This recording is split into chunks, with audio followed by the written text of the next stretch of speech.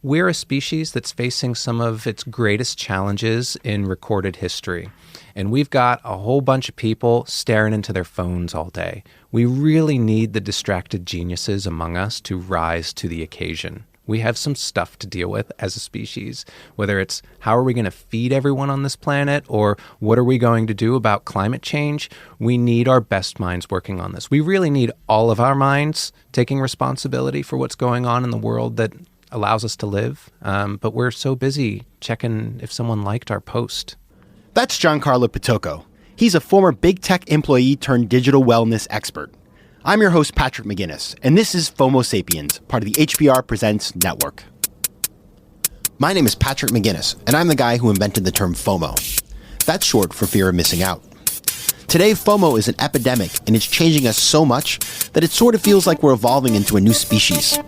But FOMO doesn't have to take over your life. You can find the power to choose what you actually want and the courage to miss out on the rest. I'll show you how right here on FOMO Sapiens. FOMO. FOMO. FOMO. Welcome to FOMO Sapiens, the show where I interview people who are changing the world and ask them how they choose from among the many options and opportunities in their busy lives. Have you ever checked your phone to find out how much time you're spending looking at that tiny little screen? If you're like me, I bet you have, and I will admit that I pick up my phone an average of 90 times a day, which is insane. Because the amount of time you spend on your computer, on your phone, watching television, online, is all part of an epic battle for your consciousness that is being waged by media companies, tech companies, advertisers, and a litany of other forces. My guest today is on the front lines of that fight and will tell us how to join in the battle ourselves. Giancarlo Pitocco is a social impact entrepreneur focused on solutions to the public health crisis left in the wake of Silicon Valley's growth at all costs mindset. Giancarlo left a career working for Facebook, Instagram, Apple, and the world's largest ad agencies to found Purposeful, a digital well-being practice with a mission to liberate our creative intelligence from distractive technology. Tapping into over 15 years of experience studying the influence of technology on our psychology, Giancarlo designs workshops that help leaders, educators, and communities to transform their relationships with technology in order to align it to their needs, aspirations, and well-being. Giancarlo Pitocco, welcome to FOMO Sapiens. Patrick, thank you so much for having me. It is great to have you here, and I want to start with the same question I ask everybody. Everybody feels a little FOMO sometimes. So what turns you into a FOMO sapiens? No question about it. When it's a beautiful day outside, I can see the sun shining. I can see the people out. I see the jackets are off and I'm inside having to do some work or just be in the shadows. That missing out on a beautiful day is number one. So I want to start today talking about distractions. What is distraction in our modern, digital, crazy, overwhelming world? Yeah, well, it takes many forms right now, all routed through that little screen that we can't seem to take our eyes off of. But it's an important thing to take a look at because your attention is the one instrument that nature has given you to craft your life. If you think about how we live and how we move through our lives, your attention is kind of like the needle or the stylus on a record player, and what you focus it on or where you drop that needle determines what gets played.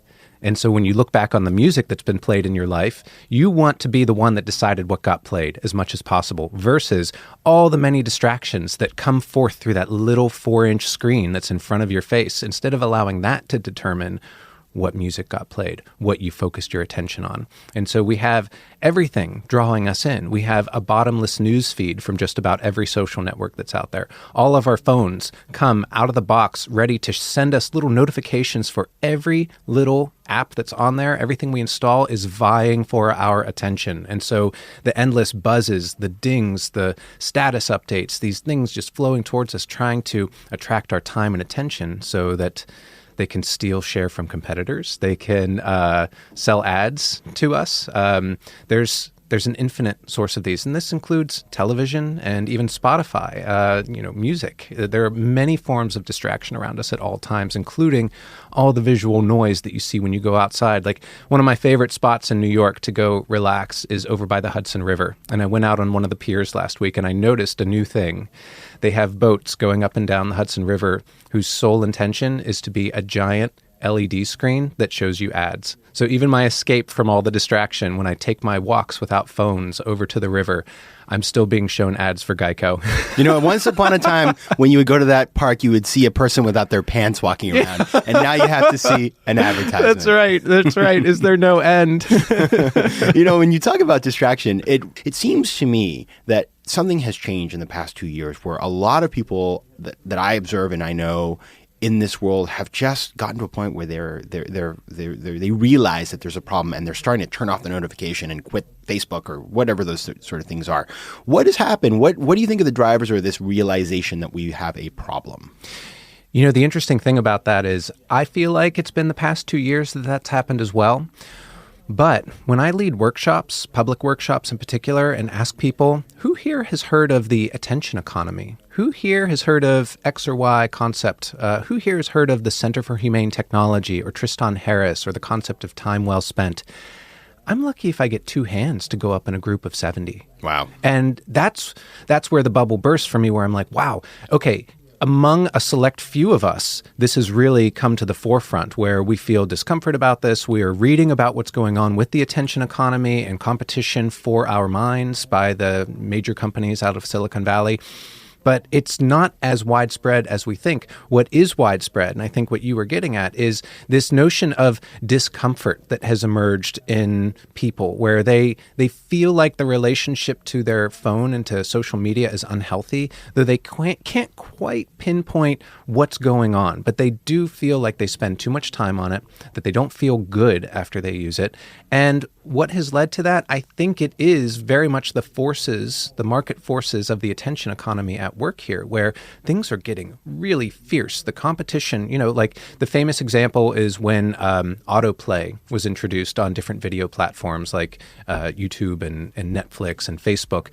That's a relatively recent phenomenon in the past couple of years where you're watching Netflix, the episode ends before the credits have even finished rolling. It's doing the countdown to the next episode that it's going to autoplay for you. So they do that. All of a sudden, YouTube, in order to keep up, needs to introduce their autoplay feature. And then Facebook's not far behind introducing theirs. And so we're seeing this ratcheting up of the arsenal of these companies who are trying to capture our attention.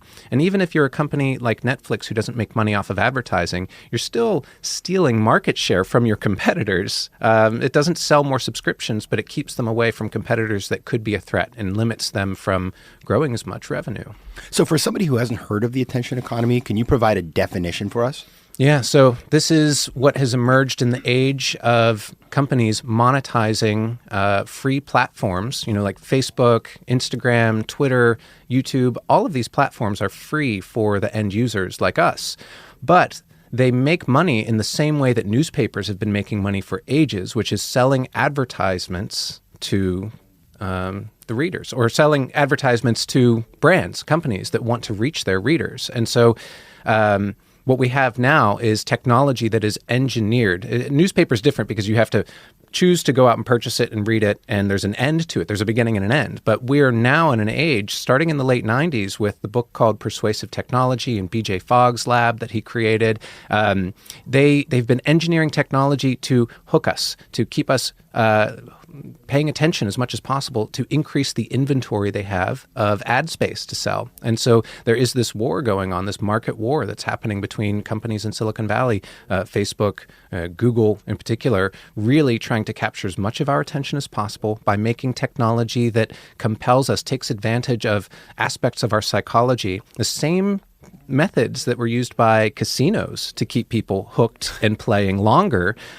Anything that Facebook or Google can do to get you to spend just a couple more seconds on their platform, that's an opportunity to show you a little more ads. And when you scale that out to a network that's the size of like Facebook, for instance, with over 2.5 billion people, that's significant revenue generated. If they introduce one little feature that keeps you on for a few more seconds, multiply that out, all of a sudden they've increased their inventory by a significant factor, and therefore their revenue, their bottom line, and the investors are pleased. So it's this really interesting race for our attention, and it's being done without any regard for the effects it has on our well-being. And so the attention economy is often discussed in those terms, quickly followed by the mental health crisis. So I'm feeling that sinking feeling in my stomach because I think anybody who's listening to this can relate to what you're talking about. it is the reality that we are surrounded by technology, and whether it's Alexa or your iPhone or streaming services, they're all finding ways to suck you in. And so that is a reality.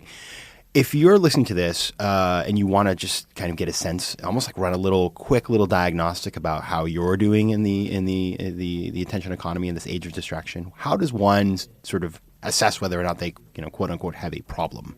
Yeah, well, here's a helpful starting point that is dead simple.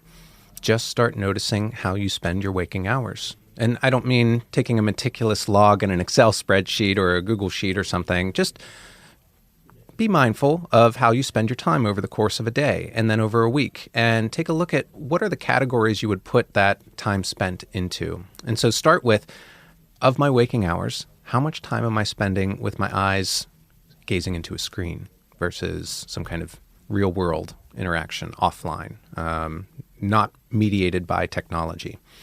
Take a look at those two buckets. And then of the time spent with technology, start noticing, what are you doing with it? How much of it is consumption-based? And by consumption, I mean scrolling through news feeds, reading news, just kind of consuming, wanting to be entertained or receiving information, consuming information, versus using it for something that might be more creative or more productive or organizational. And these may not be the categories that it falls into for you, but when I did this for myself and I continue to do this, those are the buckets that it fell into me, which was creativity, productivity, and consumption. And you get a quick lens on, wow, here's the shape of my typical day or my time over the course of a week or a month.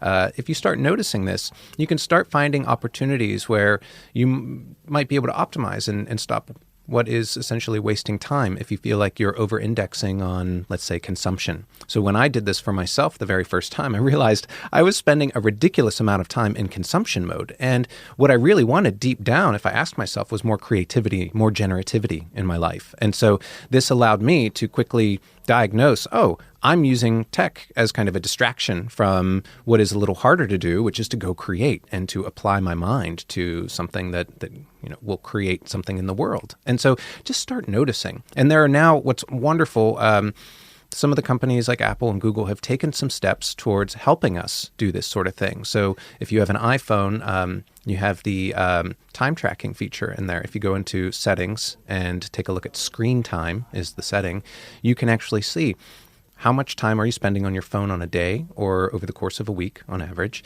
And it'll give you a breakdown of what you're doing on your phone. And it'll track across multiple iOS devices, which is really cool. So you can get a sense of what is that really granular breakdown. And do I feel good about that? That's the real question. When you look at the data, do I feel good about the fact that Facebook is representing 25% of the time that I use my phone? And I'm, according to Apple's tracking, I'm spending 5 hours a day on it. How does that feel? Usually not good. And if you ask people to plan their day tomorrow, how do you want to spend your time from wake to bed? Very few people are going to allocate any significant amount of time to cruising the feeds on social media, right? No one thinks like, tomorrow I want to spend an hour and 15 minutes on Facebook. No one puts that. Because that would be intentional. Then it would be intentional, exactly. Yeah. So I ask people to do this in some of my workshops is plan your day tomorrow and then let's discuss. And no one ever puts time in there to like check social media except when it's fueling a value of theirs or an intention. So I work with designers sometimes and creative professionals, and they'll tell me Instagram is an invaluable resource for inspiration and staying on top of things. And that's one of the rare exceptions where you hear people are like, well, I need to spend, maybe 30 minutes a week on Instagram or maybe it's project dependent. And, for this project, I'll need to spend some time on there doing some research. And I think that's wonderful, but there's an intentionality behind it. Yeah. There's some purpose for why you are choosing to spend that time. I think just noticing is the most powerful first step you can take. And it's easy because you don't have to do anything except just keep an eye on it. There is a reason why people always say that when they're in the shower they get their best ideas, because there you are in a place where you are disconnected from everything. You are having like a sensational experience. And I mean, sensational in terms of, it's sensational to get clean, but I also mean that you're getting hit by water. And so you're feeling things. And I have found, as I talk to people, that is one of those places. There's different things. Maybe you're running, maybe you're on the yoga mat, whatever that thing is for you. You're petting your dog. But those are the times when you are away from technology. And so the creativity you mentioned, that's when it's interesting. If we could unleash that all day long, how many problems will we solve? Oh my gosh, right? That's the whole thing. And that's what I tell people this is about when they're like, well, how much does this really matter? If they don't believe the numbers around the mental health crisis, I talk to them about, hey, we're a species that's facing some of its greatest challenges in recorded history. And we've got a whole bunch of people staring into their phones all day. We really need the distracted geniuses among us to rise to the occasion. We have some stuff to deal with as a species, whether it's how are we going to feed everyone on this planet, or what are we going to do about climate change? We need our best minds working on this. We really need all of our minds taking responsibility for what's going on in the world that allows us to live. But we're so busy checking if someone liked our post about the food that we ate last night. I mean, I've done that. So what is, you mentioned the cost. There's an interesting cost, the cost of foregone opportunity, the things that we could be doing, but we're not. That's right. Have you seen sort of numbers around the loss in productivity or the impact on businesses? If you think about, so you know, our listeners here are in the business world, and many of people are listening have companies, and probably walk into their office in the morning and see their staff working away and not knowing whether that person is actually doing something productive or if they're doing something distractive. So how do those costs get kind of calculated? Yeah, so here's a fun one. Research shows that on average, we're checking our devices 80 times a day. Now, if you're a professional working in an environment that requires technology to do the job, that number is going to be much higher. But let's stay conservative and say 80 times a day, people are checking their phones. If you think about typical number of waking hours, let's say like 16 hours a day, that means you're checking your device every 20 minutes. Okay. Every 20 minutes, you're disrupting your flow to see what's happening on your device. Well, the research will also tell you that it takes about 15 to 20 minutes from the point of distraction to get back into your flow, to be able to do your deep work and actually cultivate some creativity. So if that's true, every 15 to 20 minutes we're looking at our devices and it takes about that long to get back into creative flow, that means we're all living in a perpetual state of distraction. Your employees, your team, the person next to you, your family member, your loved one, we're all living in a perpetual state of distraction if we're checking our devices that much, because it prevents our mind. It prevents the shifting of gears into the deeper thought, where you cultivate more creativity, where you tap into more intuition.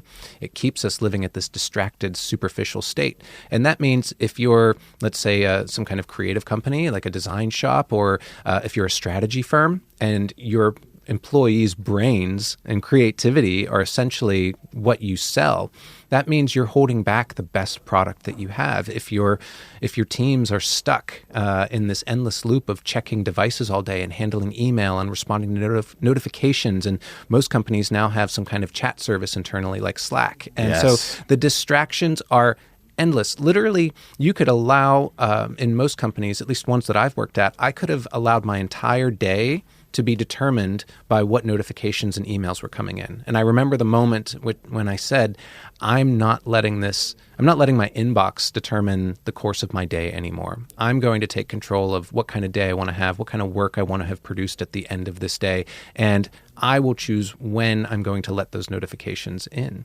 And this is huge. We don't notice it. We see people at computers and devices, eagerly tapping away, and it looks like they're doing things. But what is the quality of what they're doing? And are we creating the space for them to do the real work, the good stuff? And if you ask any famous creator, if you ask anyone who we revere for their output, for their life's work, they will tell you that you need some time alone and away from distraction. You are very in touch with these realities because you worked inside of the machine. Yes. So you worked at Facebook and Instagram and Apple, and so which are all amazing companies, and we love them. Totally. We love the good things about them, but at the same time, they are definitely part of this war, this epic battle for your consciousness. And so, how intentional do people at Apple sit down and have a whiteboard and they say, well, what is our plan to get 15 seconds more of our users' time today? Or is it more that it just sort of happens by chance? Think about the alarm clock on your phone. So the alarm clock on your phone is sort of like a Trojan horse because I stopped using an alarm clock, and I know most people have. And so if you don't have an alarm clock, because they're hard to use actually, and they're not particularly reliable. Right. So you bring the phone in because it's the alarm clock, and then all of a sudden it's sitting on the bedside table, and you wake up at 3:30 a.m. and there's some notification or something, and then you check the phone, and then so that is it's this killer app that actually secretly is one of the linchpins to why you're on your phone all the time, at least in the evenings. How is that something they planned, or are these just things that happen? I'm curious from having come from that perspective how that plays out. Well, some of that's a happy accident. So I think us giving up alarm clocks and watches in favor of our smartphones, and even before smartphones, just your regular flip phone, as I remember it. I think that was a happy accident, that it created a culture where the very first thing we do in our very first waking seconds of every day is we reach for that device. And all of a sudden, we don't have a chance to decide how do we want to feel this morning. We're allowing the phone to show us the stressful news update or the stressful client email or the email from your boss or the text from a family member that stresses you out. All of a sudden, you start your day with a body that's flooded with stress chemicals. What an unfortunate way to be starting our days on a regular basis without our own thoughts, without an opportunity to fill our body chemistry with bliss hormones instead of stress hormones. That's, I think, an accident that happened that was unintentional, but everything that has come since then, I think, has been very intentional. If you study the attention economy, if you take a look at books like Persuasive Technology that I mentioned earlier, written by B.J. Fogg, this is the Bible of Silicon Valley's engineers who are determining how do we keep people hooked, how do we get them into our app more often, and how do we get them to stay a little bit longer. And so they're not sitting there like the classic villains plotting how to do this in a nefarious way. These people are gold. Their success in their jobs is determined by how they hit certain metrics, and a lot of these companies focus their key performance indicators on time spent in these apps. And so, of course, if you're an employee of that company wanting to do well and show value, here's what the higher-ups care about, more time spent and more frequently coming into our app. I'm going to figure out how to do that, and I'm going to study all the relevant literature on it and listen to the talks about this. So you see this come up a lot, and it's not an accident that these apps have now been engineered to take advantage of us. So if you think about how, like, Instagram has little red dots hidden everywhere, trying to get you to click into things and add friends. Facebook just announced that they accidentally, quote unquote, accidentally uploaded like tons and tons of contacts, millions of contacts of people without actually getting explicit permission from that. All kinds of tactics. And if you read the news on this, in particular that Wired article that came out late last week talking about the past, I think, 15 months of Facebook's hell and what's been going on there. You'll read that a lot of this is designed. And it's not just Facebook. It's all these companies that are competing with each other. It's their survival. And so are they sitting there thinking like, we want to cause a mental health crisis? We want to do... They're not thinking in those terms. That's part of the problem is they get tunnel vision and they really just focus on the success of their company and its success at all costs, but they're not really looking at the costs. And now people are starting to say, hey, we have a problem here. Do the people who work at these companies, your former sort of colleagues, do they suffer the same as the rest of us, or do they, because they're in on the game, as it were, at least they understand how this type of technology works, they're able to be more resistant? So when I was getting ready to leave Facebook to do the work that I do now full time, the most common response from everyone was, "Oh, I need that. I need help improving my relationship to technology. I do feel like I'm addicted to this. Can I come to one of your workshops? Or, you know what? We should actually just keep you here to teach all of us about that. Those were the two most common responses to me saying, hey, I'm leaving to go do this. They're like, this is a big issue. I need this. We need this. The world needs this. They're very aware of it. Sign of a good business idea. You already have a built-in audience. I feel the same way. I think many of our listeners do as well. And so you have developed a company. You are building a company. You are an entrepreneur, and it's called Purposeful. And you are on a mission to liberate our creative intelligence from distractive technology, which is all the things we've been talking about. So how do you do it? Well, create awareness of the problem. I, for a long time, wasn't even aware of how influential technology had become in my life. And I'm a tech guy. Like, I grew up around it. I know it really well. I'm regarded as an expert in all of my family, friends, social circles, professional circles. I'm the guy who knows tech and has control over it and knows how to employ it really effectively for myself and for others. So I never thought I was one of the ones that was going to be subject to this issue. And when I realized that I was, and how much I transformed my life, and I don't use that word lightly, when I took control of the relationship I had to technology in my life and reduced it down to just what I needed in order to thrive and to live the kind of life I wanted, oh my gosh, the amount of free time that opened up, the kind of life that I started leading was so much richer. And so I realized that by hosting talks, small workshops, and also a training program that I've developed, I can really help people find that kind of transformation in their personal or work lives or both. And so that's what I offer is talks to help raise awareness of this issue, help people recognize how it's manifesting in their own lives. How is this showing up for me? It doesn't sound like something that's relevant to me. The alarm clock thing. I wake up every morning looking at my phone and I feel stressed before I even get out of my bed. So raising awareness of that and also giving people tools and tactics to overcome this and make some change, essentially create a little more space in their everyday life for themselves and to get more of what they want out of it. For someone who's listening today and says, this sounds great, I want to get started today, what are a couple of actionable things that all of us can do to start taking back control of our devices? Yeah. And our brains? Oh, man.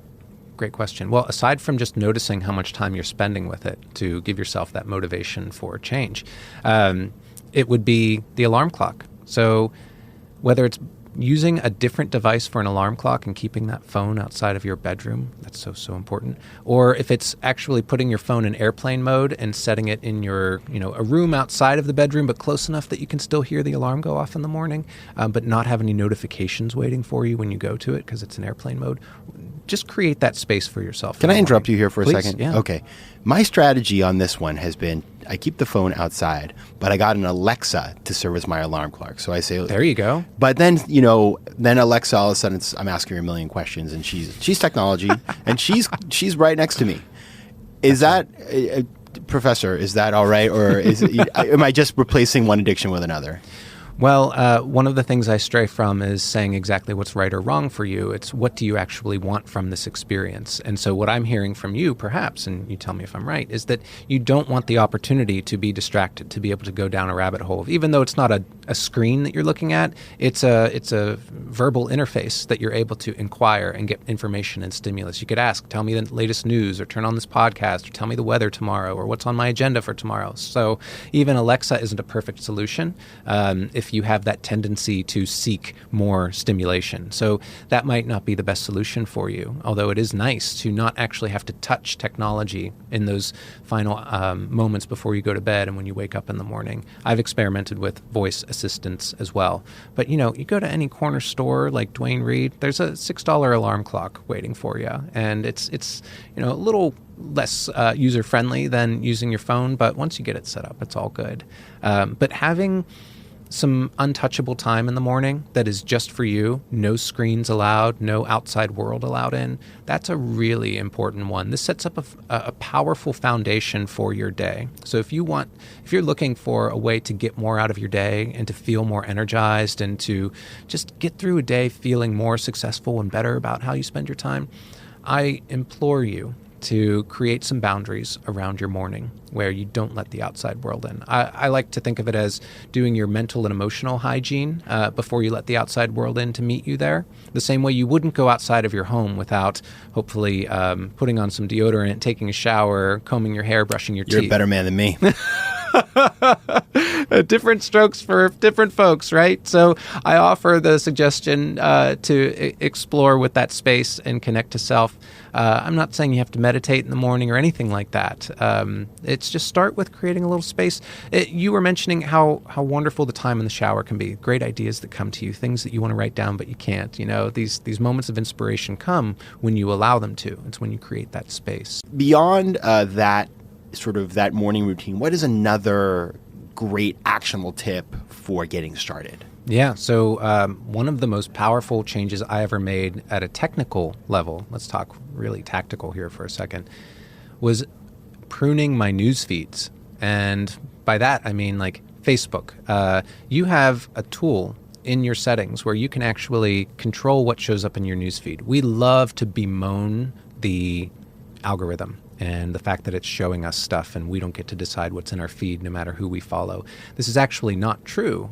We've been given incredible power to control what shows up on our news feed. And so one of the things I show people is how to go into their settings and unfollow, and not unfriend, but unfollow people. And that's, news outlets, so like pages, groups, and individuals that you follow. You have fine-grained control over who appears in your newsfeed, and do they appear always or just sometimes? And when you do this, so what I did when I was first going all Marie Kondo on this, I was removing all this tech from my life. I unfollowed everyone and everything on Facebook to the point where my newsfeed was empty.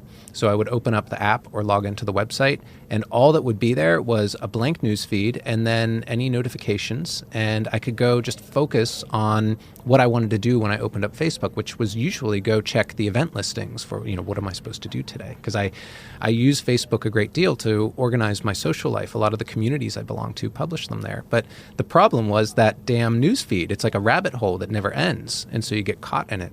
So if you go in and you change these settings, it's your newsfeed preferences that you can find just under the general settings in Facebook. You can unfollow everything like I did, actually what I did was I unfollowed everything and then I carefully added back what I wanted my newsfeed to be. So all of a sudden it started being filled with inspirational leaders and certain groups that I belong to that help connect me to the real world, because these are groups that meet in person. And if I miss out on them on Facebook, I don't know when to go see them in person. So what this meant, though, was I could go in with a purpose. I could log into Facebook, log in like I'm dialing it. I could open up Facebook and go see immediately what I needed and get out. And there was no distractive presence there. Nothing to convince me to spend time scrolling through an endless newsfeed. So you can do this on Facebook, Instagram, Twitter, LinkedIn, and it transforms the newsfeed. The newsfeed is the flypaper of these apps. It is the thing that gets you stuck. And so if you can remove that distractive force from the app, all of a sudden your relationship to the app transforms, and then you can start getting more of the value out of it. I've tried this. So I've taken off notifications. I probably did this about 6 months ago. And what I noticed as I look at the stats of my phone is that my use of social media, my use of my phone has gone down about 40%, let's say. Whoa. Something like that. Beautiful. That tells you where I was before. Not Seriously. a good place. But counterintuitively, this is the thing that I thought was really interesting. I've started to think about this, what is this necessary call? What if something happens? And then I started to think about the chance that something is so mind-blowingly important is probably, it's sort of like lightning striking. Mm-hmm. It happens very rarely. And we leave the house every day with knowing that we could potentially be hit. So I had to reframe the way I thought about that. But then I also started to realize that actually by being a little less responsive, a little less available, counterintuitively, I think people value your time more. Because if you're the first to respond to every text, you in the way that the millennials say, you look a little thirsty. And so it's good to be a little unavailable. And not only, and that's sort of in terms of how people value your time, but also you then start to realize, wow, I used that time for something that was for me. The ROI on spending time on yourself and the things you need to do vis-a-vis texting in your WhatsApp group with GIFs about some dumb joke. This is incontrovertible. But if you don't step back and think about it or even try it out and see what it feels like, you may miss out on that realization. Oh, man, you just hit on some really ripe territory. So first of all, what you just said at the end there, experiment, try it out. Like, none of this has to be forever. So if you're skeptical, great. Go in with a skeptical mindset, like a scientist. Experiment. Know that turning off the notifications or any of these other things are not forever. You're experimenting with what serves you best, what leaves you at the end of the day feeling like I got the most out of my day, I feel good about how I spent my time. Experiment and see what happens. When we step outside of the typical routine and explore, that's where really amazing things can be discovered about how we balance our time and what we can potentially get out of ourselves and our days. So that's fantastic. And the other thing that you hit on, which was, when you are less thirsty, when you are not responding immediately to every message, people start to notice that. This is one of the big things that we cover in my workshops and training programs, which is the question that always comes up is, I feel like I owe people a response when they message me, and I feel like they get mad at me if I don't immediately reply. Well, first of all, that's a story that we make up in our minds because almost everyone else we're talking about is worried about the same thing from us. So if we all agree that we're making up this story that you're going to be mad if I don't immediately reply, there are some exceptions to that, of course, in particular maybe your boss or your client and certain very needy friends. But for the most part, if you do put some delay in there between when you respond, between when you receive the message and when you respond, people notice that, and that is a way to communicate boundaries without having to have a conversation about it. Because one of the greatest fears people have in my workshops, I've noticed, is having a conversation. They want to know, how do I tell people to respect my boundaries in this way? You just text them, obviously. Yeah. Send them an Instagram DM. Yeah. Hey, here's what's up. Stop texting me. But they notice. And it's like water moving around rocks in a river, right? It follows the contours that are set by that. If you are rigid in your behavior, if you are rigid in the boundaries that you set and don't compromise, people work around them. This is something that we can all do starting today, and you can start to see. The ROI on this is pretty quick, right? You start to see this within a couple of days, as you've noted. Oh my gosh, it's just the morning routine, changing that and realizing how much space you can create for yourself. You can have a whole life in the morning before you go off and work for the day. If you're going into an office or you're working for yourself, having that little bit of time adds up very quickly into meaningful change. And the notifications thing, I mean, if we think about how many notifications we get on a day, which you can track in the iPhone and Android tracking features, how many notifications you get a day, you turn that down, you're freeing up a lot of brain power to just be or just enjoy, savor the moment. How about that? How about we just go for a walk and not look at our phone, notice how beautiful it is outside. Love that. That is great advice. And so I want to continue with the advice here. This is a show about finding the power to choose what you actually want in business and life and the courage to miss out on the rest. So what is your advice for our listeners? Yes. So embrace the idea of solitude. And I think this is very fitting that we're talking about it in the context of FOMO, because FOMO drives us to stay plugged in. So creating some time without your device, or when you agree you're not going to check it. Even something like you've been working all morning, you should, best practice is to take a break every so often when you're working for yourself or even, working in an office. Take some breaks, get up, move around. Take those as opportunities to put the phone down, close the computer, and take a walk outside. Or just do some laps around your office or wherever you might be. Find some peace in the chaos, because technology is just always bombarding us with information and potential stressors or opportunities and things that we have to worry about. So if we could dial down the worry, dial down the constant scanning for what's the next threat or opportunity, and just be, just savor, just see what you feel like, see what's going on around you. That's incredibly rewarding. And I know it sounds silly. I mean, if I had been telling this to myself maybe 5 years ago, I would have been like, okay, thanks for the woo-woo advice. I'll do that as soon as I finish meditating and harvesting my crystals. But it's interesting if you just experiment, like I was saying before, and start trying and seeing, get the data for yourself. How does it affect you? That's powerful. It's very good advice, and I'm now going to ask you to do something slightly different, which is we've just talked about solitude, but people may want to find you and follow you on social media in a healthy way. So where can people find you? The best way to find me is on my website, www.purposeful.nyc, and you can connect to me elsewhere on there. That's where you can sign up for my email. which I send out not frequently, but when there's important things to say. I'm not one of those people that is constantly trying to figure out, well, what am I going to say today in my newsletter? If you sign up for it, it'll be the important stuff, like when the next workshop is, or here's some helpful articles or some new tools or tactics that I've discovered. And you can also find me rarely posting on Instagram or LinkedIn, but you can find all of that through my website, purposeful.nyc. Excellent. Giancarlo Pitocco, thanks so much for stopping by. Patrick, it's been my pleasure. Thank you so much. FOMO. And now it's time for the FOMO moment of the show, which is the time when I talk about FOMO and its role in pop culture or tell you about something that's giving me FOMO. Putting technology in its place isn't just a theoretical construct. It is also very much about how you coexist with technology and all of your devices in the physical world. In fact, a recent survey by Asurion found that 70% of all adults and 88% of millennials sleep with their phones within reach. That's not good. In fact, Arianna Huffington has come up with an innovative solution to the encroachment of technology on your personal space.